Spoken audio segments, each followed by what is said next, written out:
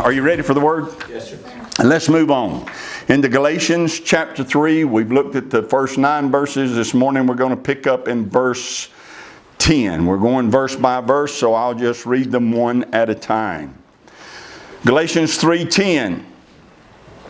For as many as are of the works of the law are under the curse. For it is written, cursed is everyone that continues not in all things which are written in the book of the law to do them. Mark those two phrases. The works of the law, the book of the law. The works of the law, the book of the law. We've already seen that phrase, the works of the law, used in the book of Galatians a few times. So let's look back at those. Chapter 2, verse 16. Knowing that a man is not justified by the works of the law, but by the faith of Yeshua HaMashiach. Even we have believed in Yeshua HaMashiach that we might be justified by the faith of HaMashiach and not by the works of the law. For by the works of the law shall no flesh be justified. So in chapter 2, verse 16, that phrase is used 3 times. Chapter 3, verse 2, this only would I learn of you. Receive ye the Ruach by the works of the law or by the hearing of faith? You're not going to find this phrase used anywhere else in Scripture other than in the writings of the Apostle Paul, who was formerly a Pharisee. That's a clue. Nobody else uses that phrase but Paul, and Paul uses it repeatedly. He used it 7 times in the book of Galatians, and he used it once in Romans chapter 9, verse 32. Not found anywhere else in Scripture. Again, that's important to know. But when you look at this phrase, the book of the law, it's not only found written here in Galatians, it is found written in the law and in the prophets 19 times. Search the law and the prophets all you want, you'll never find the phrase works of the law. But you will find the phrase the book of the law. What is the book of the law? Torah. Let's let Deuteronomy, or let's let Torah define it for us. Go to Deuteronomy chapter 30, verse 10. If, now the if is a reference to all the things that's been said before you get to verse 10. Before you get to verse 10 are a list of blessings that Yahweh wants to put on us, to give to us, to do for us. So, you will get these blessings if you will hearken unto the voice of Yahweh your Elohim to keep His commandments and His statutes which are written in this book of the law.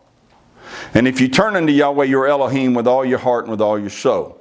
So Yahweh's commandments and statutes were written down in a book. This book is called the book of the law, also known as Torah, the book of Torah. You and I know it as Genesis, Exodus, Leviticus, Numbers, and Deuteronomy. It is referenced outside of Torah in the book of Joshua. It's also referenced in 1st and 2nd Kings and 1st and 2nd Chronicles. It's also referred to in the book of Nehemiah. You'll find this reference 19 times. So there is no ambiguity about what the phrase, the book of the law, is a reference to. It is a reference to what Yahweh spoke to Moses. All of His commandments, all His statutes. It's what Moses wrote down on Mount Sinai.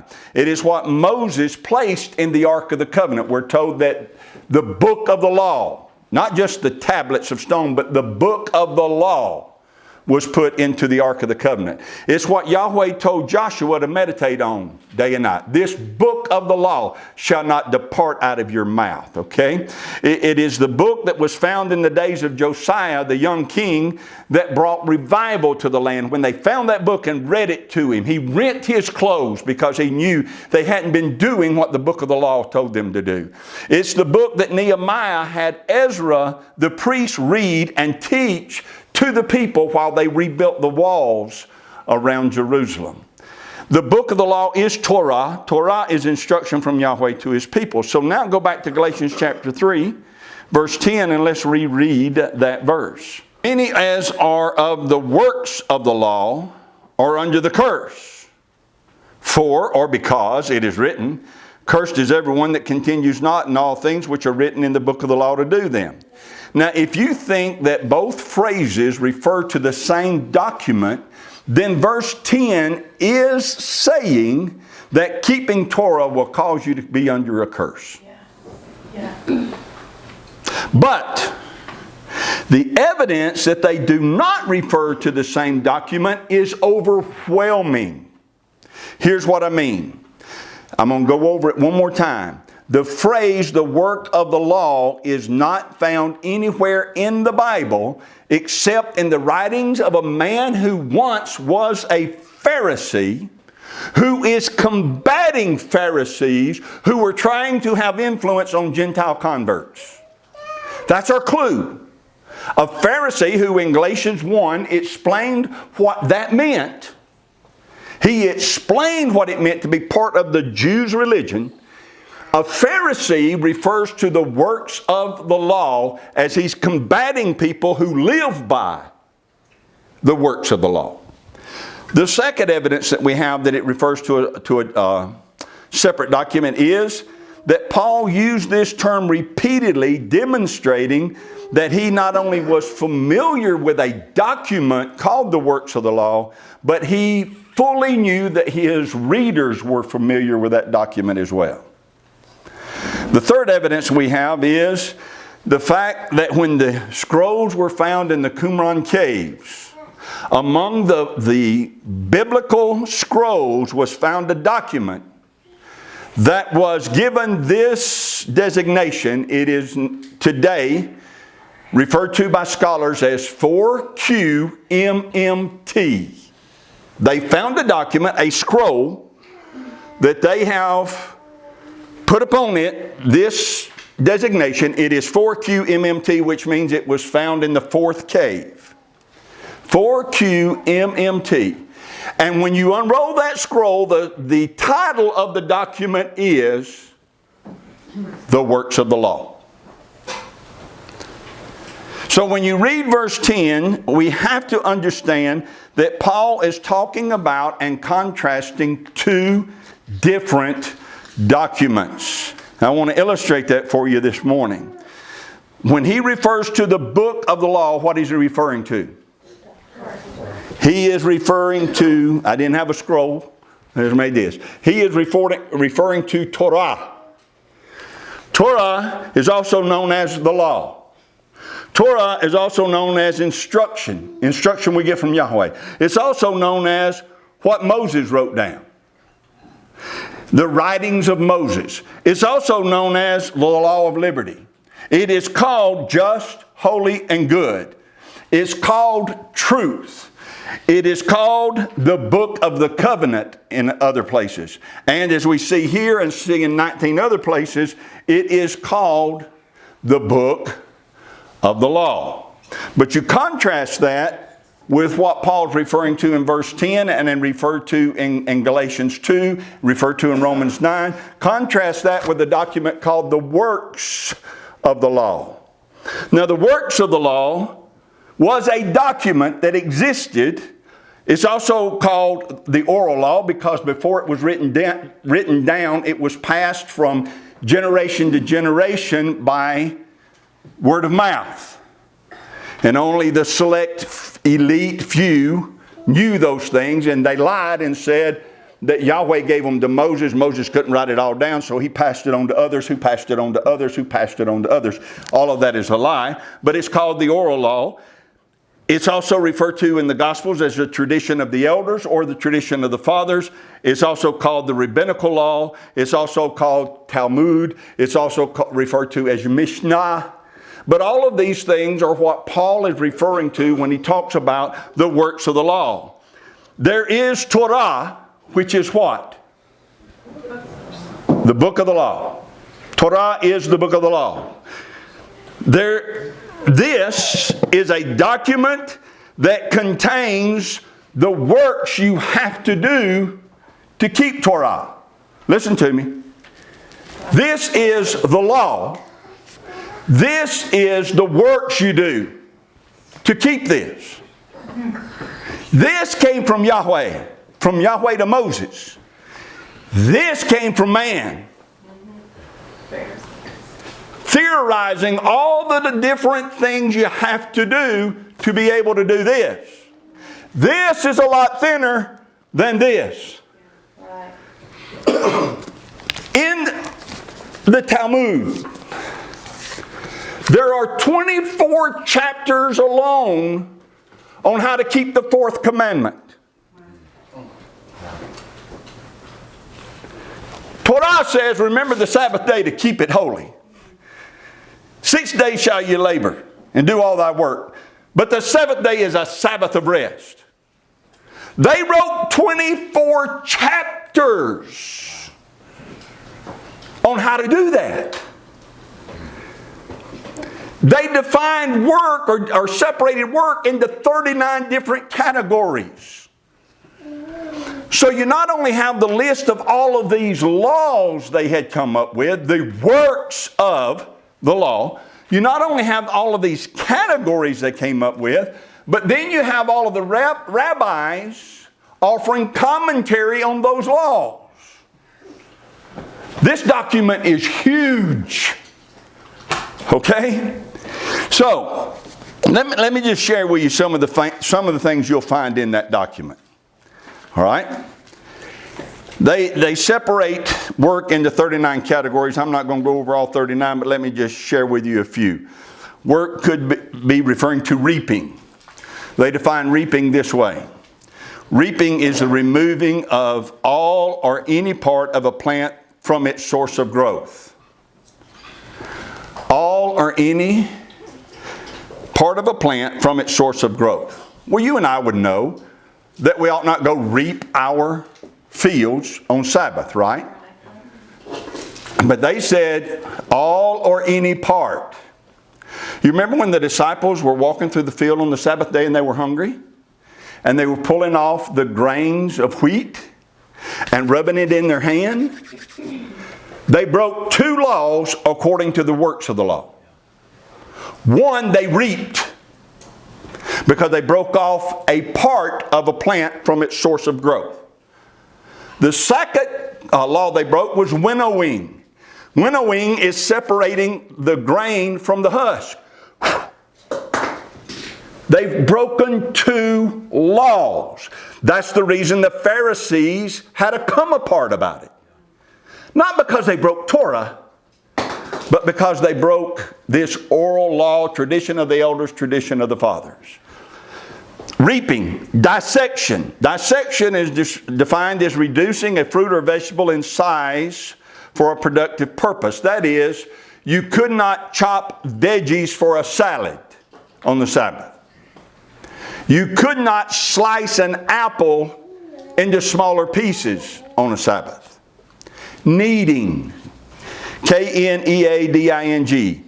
It's the combining of a solid with a liquid to form a paste. You cannot combine the solid with a liquid to form a paste. There was an exception to this law. You could do that as long as you did it in an unusual fashion. For instance, normally if you were going to knead something, you would put liquid in a solid and you would stir it and make a paste. That's forbidden. But if you would do it in a crisscross fashion, they would allow it. You remember when Yeshua was going to heal the blind man? What did he do? He spit into the clay and made a paste. He broke a law in the works of the law when he did that. All right? Shearing. Let me get to that one in a minute. Baking.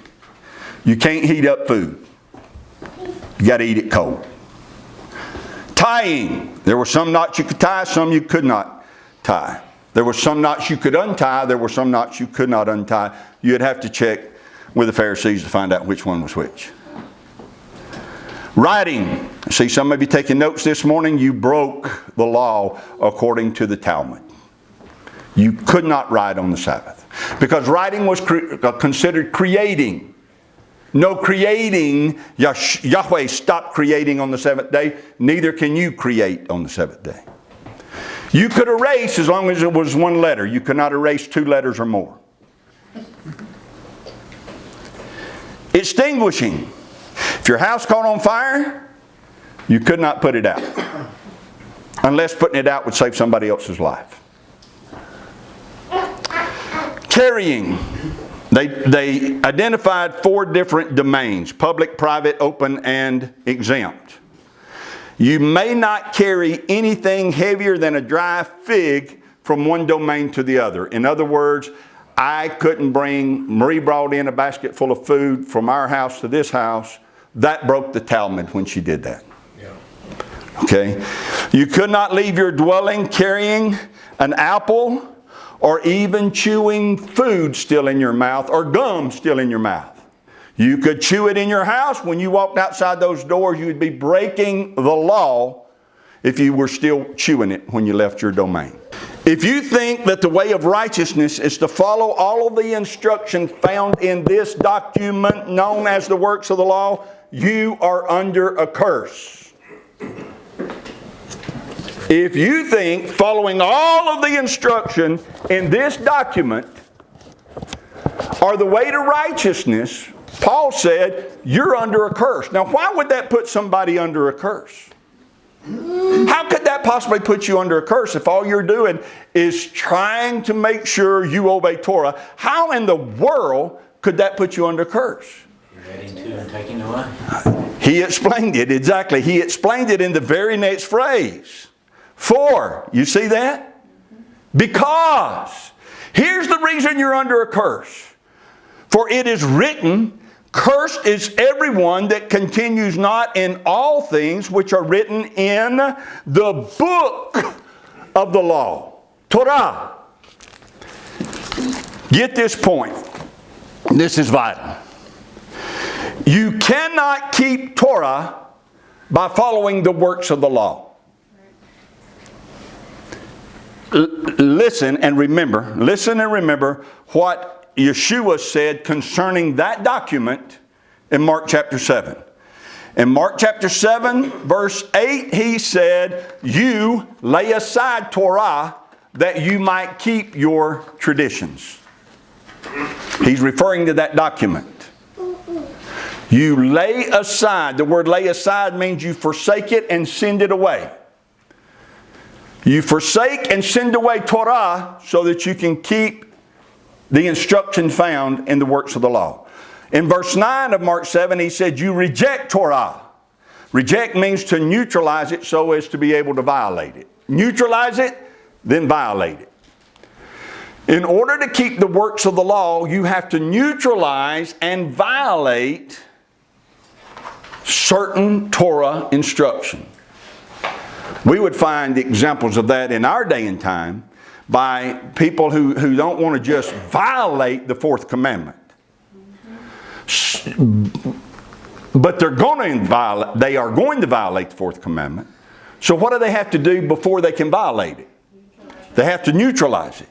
So how do they neutralize it? By taking another day and exalting it to a place of more prominence, to a place higher above the 7th day. They say the first day is a day of the resurrection. And so then they neutralize the 4th commandment so that they can violate it. All right? In verse 10 of Mark 7, Yeshua said, you make Torah of none effect so that you can keep your traditions. To make it of none effect means to strip it of all of its authority. Yeshua said that those who follow the tradition of the elders, the rabbinical law, the oral law, the works of the law, have to, in order to comply to the teachings found in that document, they have to lay aside, reject, and make of none effect Torah. You can't keep one document without excluding the other document. Right? And Torah says, unless you continue in all things written in this book, you're under a curse. And Paul is saying, and Yeshua was saying, there's no way you can continue in Torah and try to keep the works of the law. It's impossible. Listen to what Paul said. If you are of the works of the law, you are under a curse, because there is no way to follow that document and not break Torah. And to break Torah is to be under a curse. So let me say it this way. The curse does not come from obeying Torah. The curse comes from not continuing in Torah. So, it's real important to follow the line of thinking here. Paul just contrasted two documents. The document known as the works of the law, he said to try and follow it is to be cursed. The document known as the book of the law, he said to not follow it is to be cursed. So, he just elevated the book of the law to a high place of honor, did he not? All right. But now he needs to clarify his statements about the book of the law because he don't want you to be misinformed about it. So read verse 11. Verse 11 starts with a but. He elevated the book of the law, but now in verse 11 he's going to clarify it. Verse 11, but that no man is justified by the law, by the book of the law in the sight of Yahweh, it is evident, for the just shall live by faith. In verse 10 he said the book of the law has to be obeyed. In verse 11 he says, but obeying it will not justify you. Justification is by grace through faith. And this justification by grace through faith is not a New Testament concept. It comes out of Torah and it is acknowledged by Habakkuk. He's quoting Habakkuk. Habakkuk chapter 2 verse 4 as a direct quote when Paul says the just shall live by faith. So that's not a New Testament concept. It comes out of Torah. It is clear that no man is justified by the law. He's justified by faith. That does not negate the fact that a man's desire should be and must be to walk in obedience to Torah. Now go to verse 12. And the law is not of faith, but the man that does them shall live in them. Keep your finger there. Go to Leviticus chapter 18 because this also comes straight out of Torah. This is a direct quote from Torah. Leviticus 18, look in verse 4. You shall do my judgments, keep my ordinances, to walk therein. I am Yahweh your Elohim. You shall therefore keep my statutes and my judgments, which if a man do, he shall live in them. I am Yahweh. Galatians 3:12, the man that does them shall live in them. Leviticus 18:5, if a man do, he shall live in them. What does that mean? Here's what both of those passages mean. It means that the problem is not, nor has it ever been, the law. People want to make Torah the problem. Again, people say it's too difficult. Nobody can keep it. It's too hard. That's not so. Romans chapter 7 says this about Torah, about the law. Romans 7 says it's holy, it's good, and it's just. Holy means there's no flaw in it. If it couldn't be kept, that's a flaw. Good means, anybody remember what the word good in Hebrew means? Very best. Perfect. You can't get gooder than good in Hebrew. Good is as good as it gets in Hebrew. There is no good, better, best. Good is the best, right? So Torah is the best. It's perfect in every way. Just. There's nothing unjust about any command. Every command, every instruction Yahweh gives is perfectly correct and perfectly doable. Galatians 3 and Leviticus 18 are telling us the problem was not with the law. Even though the law is not of faith, that's the way verse 12 begins. Even though the law is not of faith, that does not make the law ungood, unholy, or unjust.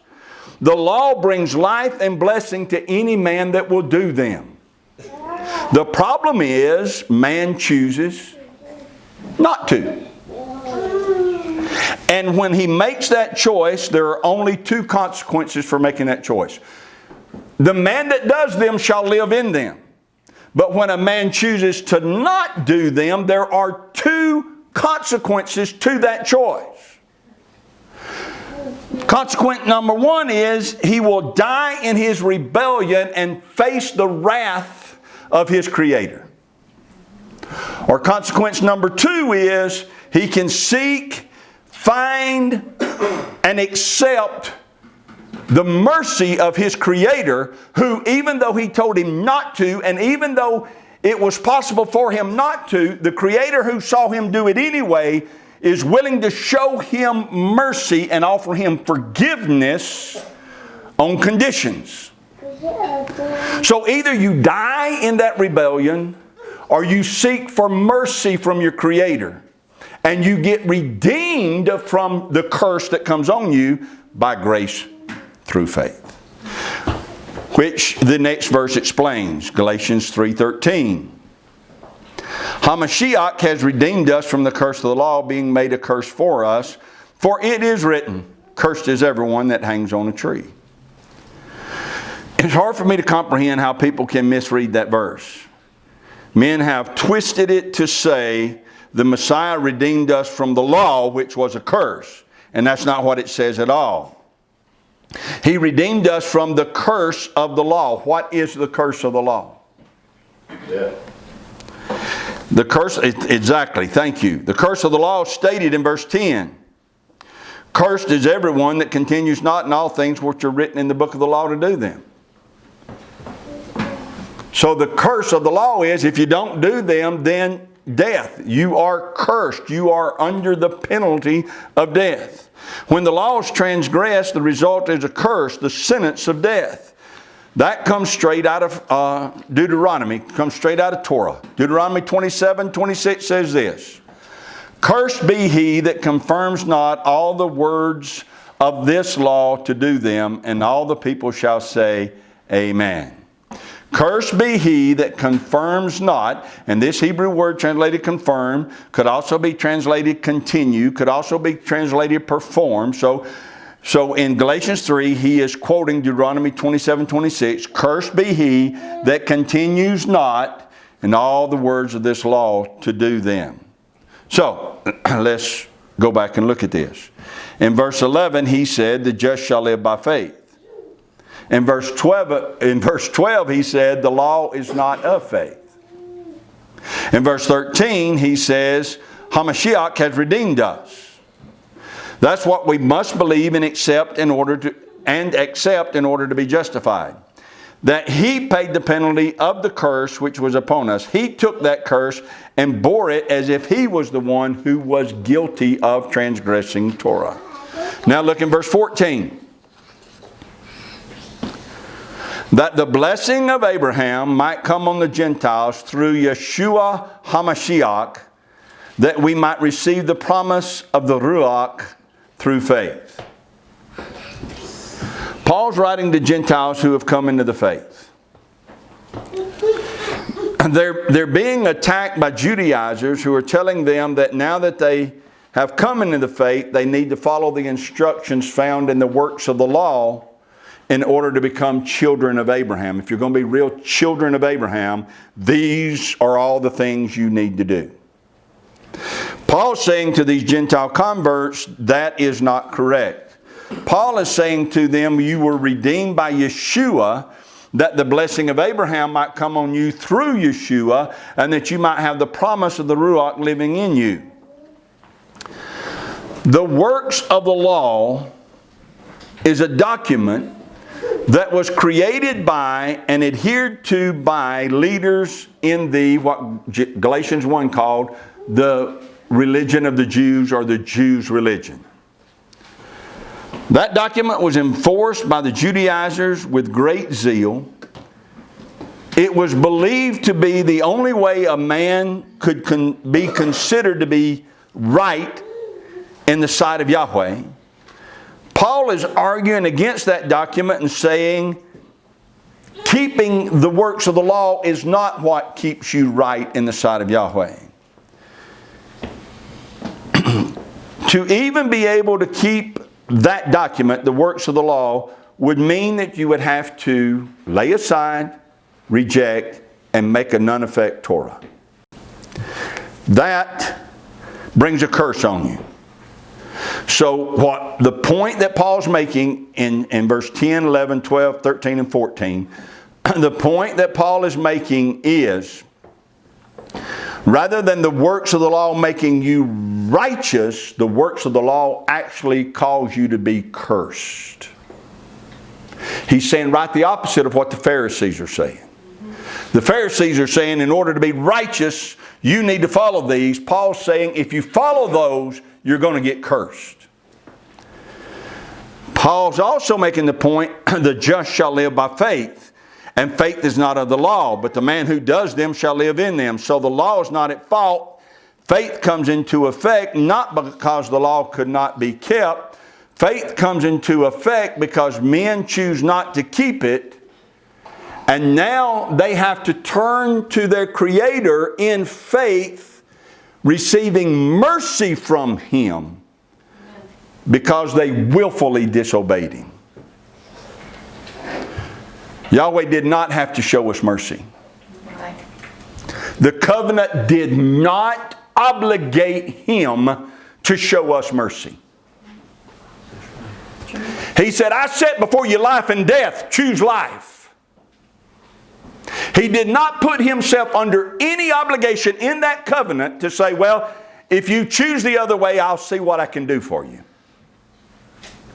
He made it clear, we're entering into a covenant. I will be your Elohim, you shall be my people.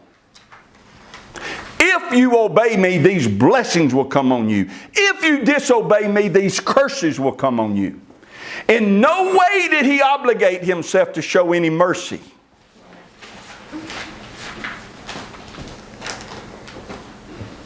But He showed it anyway. Praise God. And that's the point Paul's making. The law is holy, just, and good. The man that does them shall live in them. But when you continue not in them, you're under a curse. But hallelujah, Yeshua became a curse for us. Because Yahweh so loved us, He showed us mercy to deliver us out from under the penalty we were in. And it cost Him His Son. The third point Paul makes is the blessing of Abraham does not come on the Gentiles because they follow instructions found in the work of the law. The blessing of Abraham comes on the Gentiles because they've been redeemed by Yeshua. The evidence that they have the blessing of Abraham is the indwelling presence of the Ruach. And next week we'll go into more detail about what it means to receive the blessing of Abraham. Looking verse 10 one more time and I will close. For as many as are of the works of the law are under the curse. As many as who are trying to adhere to this are under a curse. Here's the reason they're under a curse. Because cursed is everyone that continues not in all things written in this. And you can't do this through that. If you try to do that, you're going to refuse, reject, lay aside, make a none effect this. If you try to follow that document that contains the doctrines of men, Yeshua said that in Mark chapter 7, teaching for doctrine the commandments of men. If you try to follow that document that contains the doctrines of men, you will be cursed. That is true of the Jew religion. If you try to follow their doctrines, which are the commandments of men, you will be cursed. But it's also true of the doctrines of any denomination. The doctrines of denominations will cause you to not be able to continue in all things written in that book. When you're part of a denomination that is teaching you through their doctrine that you don't have to keep something written in Torah, you are making a grave mistake. You are placing yourself under a curse. It can't get any more plain than that. Willfully deceived. To sit under the teachings of a denomination that tells you don't have to do Torah. You do not have to obey Yahweh's instruction. And then call yourself a Bible-believing person. It's actually ludicrous.